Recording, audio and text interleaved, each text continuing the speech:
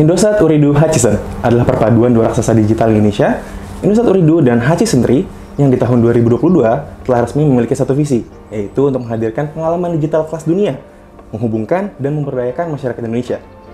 Demi mencapai visi itu, IOH memanfaatkan data science dalam berbagai aspek, salah satunya human resource, untuk memprediksi turnover, memprediksi performa karyawan, dan lain sebagainya. Halo, saya Eki dari tim Algoritma, dan saat ini saya sudah bersama Mas Doni Prinanda yang akan membahas bagaimana sih pemanfaatan data science di IOH untuk mendapatkan sumber daya manusia yang berkualitas.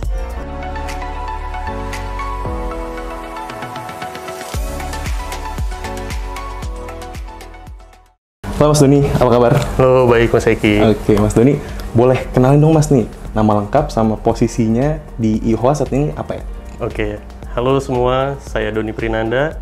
Saat ini saya bertugas di IOH sebagai Head of HRIS and Data Analytics. Nah Mas, di Head of HRIS, itu udah berapa lama tuh Mas di bidang itu Mas? Oke, kalau ngomongin awal ceritanya ya, saya di IOH udah join selama 13 tahun. Dulu diawali saya 3 tahun ini sebagai karyawan outsourcing, terus saya diangkat jadi permanen. Waktu itu kita di-assign sebagai database administrator di IOH. Justru awalnya saya bukan dari bidang keahlian data, jadi saya dulu megang IT maintenance dan networking waktu itu.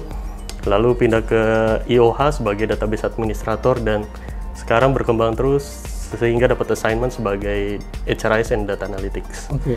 Kan sebelumnya background-nya bukan dari data ya Mas, justru dari networking. Terus kenapa tertarik nih untuk ngambil pekerjaan di bidang data? Oke. Saya melihat bidang keahlian data ini sangat menarik ya Mas ya. Tentunya karena data itu jika kita proses dengan benar, kita olah dengan baik, itu bisa menghasilkan suatu informasi yang sangat berguna tentunya bagi organisasi kita. Terus dengan data juga kita bisa banyak bercerita sih ya tentang fakta-fakta yang terjadi terhadap gejala-gejala di dalam organisasi. Dengan data juga kita bisa meminimalisir personal judgment gitu ya. Jadi pengambilan keputusan bisa lebih efektif. Oke, tadi kan berarti Mas bilangnya Head of HRIS dan Analytics. Itu role-nya day to day-nya itu ngapain aja Mas? Oke, kalau ngomongin role-nya lumayan agak rumit nih Mas. Jadi keseharian saya biasanya tuh dipadati dengan beberapa diskusi-diskusi yang berkaitan dengan project-project yang sedang running di dalam HR gitu ya. Biasanya pengembangan sistem, automation, terus implementation, juga riset-riset yang tentunya berhubungan dengan data. Jadi yang lucu nih, ketika di dalam satu hari kita ngobrol sama tim kita, di 1 jam saya ngobrol tentang robot gitu ya. Terus tiba-tiba ada ngajak diskusi tentang data analytics. Itu harus dengan cepat kita switching gitu ya. Yang tadinya kita ngomongin robot, kita langsung ngomongin insight gitu. Itu yang bikin seru sih di hari-hari saya gitu. Oke. Mas, ini kan kita breakdown ya mungkin ya. HRIS kan human resource-nya. Emangnya employee itu bisa dianalisis Mas? Ya, sebetulnya bukan employee-nya sih Mas yang kita analisa ya, tapi sebetulnya tuh kita ambil atribut-atribut yang ada di employee tersebut, kita olah menjadi satu variabel yang bisa kita lihat sebenarnya, kita amati dan membuat korelasi antara variabel tersebut dengan kejadian fakta yang terjadi di dalam organisasi kita. Jadi misalnya kita bisa lihat background karyawan gitu dari expertise-nya dia, terus education-nya, terus juga bisa dilihat apa hubungannya past experience dia dengan performance yang akan ada di perusahaan. Nah itu salah satu pengembangan dari penggunaan data yang kita ada di dalam perusahaan. Oke. Terus sekarang project yang lagi dikerjain apa nih Mas? Oke. Saat ini beberapa analisis yang udah kita build ya Mas, kita sebenarnya ini merupakan suatu journey. Di 2020 kita sempat punya turnover prediction dan promotion probability gitu ya. Jadi kita mengolah, kita bisa melihat kira-kira promotion probability dia dan turnovernya dia sejauh apa. Ini masih terus kita tuning sampai sekarang dan masih established. 2021 kita build yang namanya People Insight. Itu berisi dashboard, terus berisi kira-kira karyawan trennya seperti apa gitu di dalam organisasi.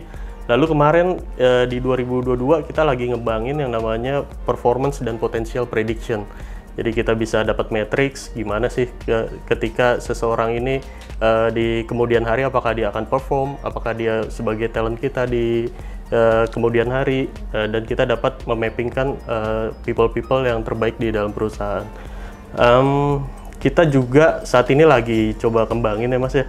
Jadi kita lagi ngembangin yang namanya ngebantuin teman-teman yang ada di talent acquisition. Jadi kita ngebantuin di sana tim-tim rekrutmen. Kalau kita ngomongin rekrutmen, sebenarnya proses yang paling panjang tuh ada di proses screening kandidat gitu ya. Jadi dengan data analytics ini sebenarnya kita bisa pre-screening kandidat-kandidat yang masuk ke apa yang apply ke posisi yang ada di Indosat gitu ya. Dengan gitu kita bisa langsung kira-kira dapat shortlisted lah kandidat-kandidat yang benar-benar cocok nih buat di perusahaan kita. Terus dan kemudian hari apakah dia bisa perform atau enggak. Kira-kira itu sih Mas. Oke. Mungkin kita breakdown satu-satu Mas. Tadi Mas kalau nggak salah sebut turnover tuh Mas. Emang gimana cara data science bisa ngurangin turnover karyawan Mas? Oke, sebenarnya kalau kita ngomong tuh bukan build prediction tuh bukan buat ngurangin turnover juga ya Mas ya. Bukan hanya sekedar itu. Jadi approach kita dengan data science menghasilkan turnover prediction yang kami sebut di internalnya adalah sebagai flight risk karyawan. Jadi kira-kira resiko orang tersebut nih akan meninggalkan perusahaan seberapa besar sih gitu ya. Terus dengan ini kami bisa siap dan menerima apakah prediksi ini bisa kita accept atau enggak gitu ya. Atau kita mau gagalin nih prediksi ini gitu. Jadi kalau orang-orang yang talenta-talenta yang mau kita keep, kita udah bisa dapat gejala-gejalanya, terus kita bisa kira-kira cegah. Kira-kira dia butuh apa, butuh support apa, dan nanti akan berjalan dengan sendirinya Mas. Jadi ada conversation yang saling membangun gitu ya antara HR, karyawan, dan juga line manajernya.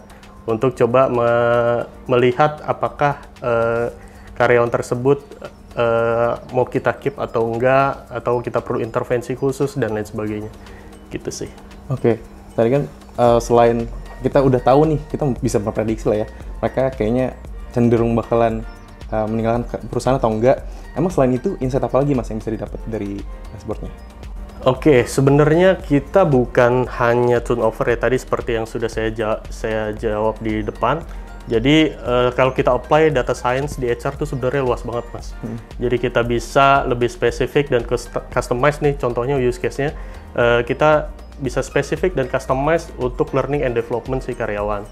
Itu pertama. Jadi kita bisa tahu kira-kira yang cocok sebenarnya dia tuh learningnya seperti apa sih, journey-nya bagaimana, learning yang paling cocok buat dia itu seperti apa. Terus rekrutmen juga bisa lebih efektif dan efisien dalam pemilihan kandidat karena kita bekali dengan data science, kita bisa langsung lihat kira-kira kecocokan kandidat di dalam perusahaan ini seberapa besar. Terus juga dengan prediksi ini kita juga bisa tahu kira-kira karyawan ini bakalan perform apa enggak sih di perusahaan kita gitu ya. Jadi 1 tahun, 2 tahun, 3 tahun ke depan kita bisa kira-kira menganalisis kira-kira nih orang ini bisa perform nggak sih? Karena kebutuhan organisasi kan yang pasti performansi gitu ya. Jadi kalau setiap orang pasti kita lihat performansinya, kontribusinya bagi organisasi. Terus juga kita bisa melihat kira-kira resiko-resiko kita kehilangan karyawan-karyawan yang bertalenta. Itu yang tadi yang kita ngomong turnover analysis gitu Mas. Oke, berarti next project akan ada apa lagi nih Mas selain turnover dan tadi people insight ya? Oke. Saat ini semuanya tentunya berkembang terus ya Mas ya di tempat kita. Terus kita juga mau naik kelas nih rencananya.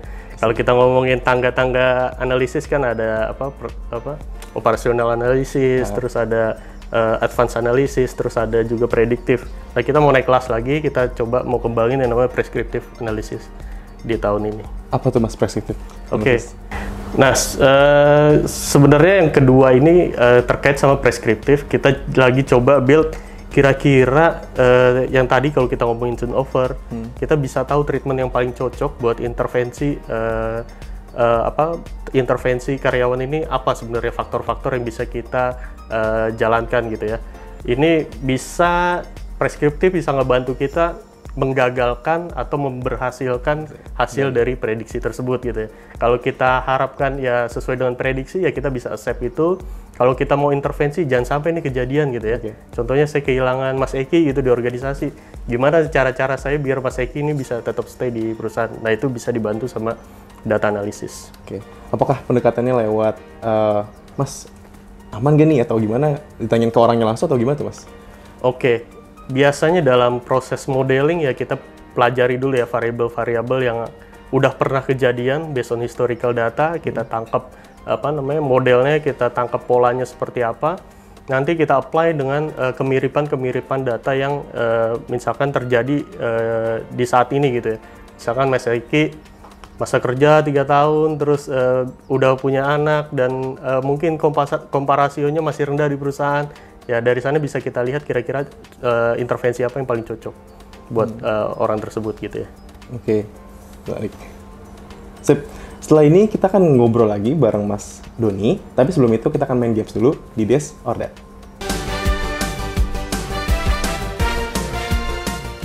Oke, pertanyaan pertama ya Mas. Morning coffee atau morning tea? Nggak ada air putih ya? Saya lebih suka morning tea sih. Oke, kenapa? Morning tea karena kalau pagi gitu biasanya saya buat nge-refresh dulu ya, jadi biar nggak ngagetin badan saya ngambil yang lebih relax lah. Lebih enteng ya? Ya, kalau kopi biasanya kita masuk ke jam-jam siang tuh ya, yang butuh booster baru kita hajar kopi. Oke, siap. Pertanyaan kedua nih Mas. Sinyal kuat dimanapun tapi harga paket mahal, atau sinyal stabil di satu kota aja tapi harga paketnya murah? Waduh, saya lebih milih sinyal stabil di semua kota sih. Harganya murah juga. Nggak ada ya? Ya, saya pilih yang kedua lah kalau gitu. Oke, pilih yang kedua. Karena saya juga ya biasanya stay di satu lokasi sih. Kalau mau traveling ya mungkin saya beli yang bagus di situ gitu. Oke, jadi nggak apa-apa, yang penting murah ya? Yang penting murah. Siap. Pertanyaan ketiga, pasca bayar atau prabayar? Pasca bayar dong. Karena ya gak usah capek-capek gitu ngisi pulsa ya. Jadi tinggal tunggu tagihan aja. Oke. Yang keempat, telepon via seluler atau via messaging apps? Kalau saya lebih seneng seluler sih ya. Karena lebih stabil aja gitu ya. Jadi mungkin penerima itu lagi nggak ada sinyal data, jadi saya bisa tetap reach out mereka sih. Gitu. Yang pasti-pasti aja lah ya? Yang pasti-pasti aja. Oke, siap. Pertanyaan terakhir Mas. Kalau kerjaan belum selesai, mending lembur atau lanjut besok aja? Wah, digas lembur Mas. Oke, karena? Kalau di tempat kita, besok harus selesai pokoknya. Oke. Motonya itu.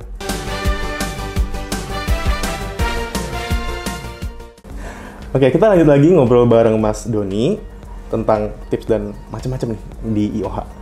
Oke Mas, lanjut lagi ya Mas. Skills dan programming language apa yang perlu dimiliki dan dikuasai nih Mas oleh data analytics? Oke. Kalau kita ngomongin data analytics, sebenarnya yang fundamental, pengetahuan yang fundamental itu bukan sekedar programming language ya. Jadi dengan data science approach biasanya kita perlu tahu cara bagaimana mengolah data gitu ya. Ini biasanya ada di skill set data engineer gitu. Terus juga kita kalau udah kita olah, kita nggak mungkin kan ngebaca dengan raw data, kita juga harus bisa memvisualisasikan. Nah ini bisa kita belajar dari data visualisasi. Terus tentu kalau kita mau melangkah lebih jauh lagi, kita bisa build model dengan prediction ataupun analytics yang lain. Nah di sini baru programming language sangat dibutuhkan. Nah tentunya yang biasa kita pakai sih pakai R ya dan Python. Buat yang basic-basic mungkin ada, kalau teman-teman dari programmer udah harus bisa menguasai C sih. Nah, tadi kan udah ketahuan nih skillnya apa aja yang diperluin. Sosok idealnya data analytics yang diperluin di Indosat tuh kayak apa tuh Mas, kira-kira? Sosok ideal ya, yang jelas dia harus sudah punya basic-basicnya ya, terkait sama data analytics, data science, data visualisasi, dan lain sebagainya. Nah, kalau teman-teman mau join sebagai hero ini sebutan kita untuk teman-teman karyawan Indosat ya. Kalau teman-teman mau join sebagai hero, teman-teman bisa akses aja melalui karir portal kita.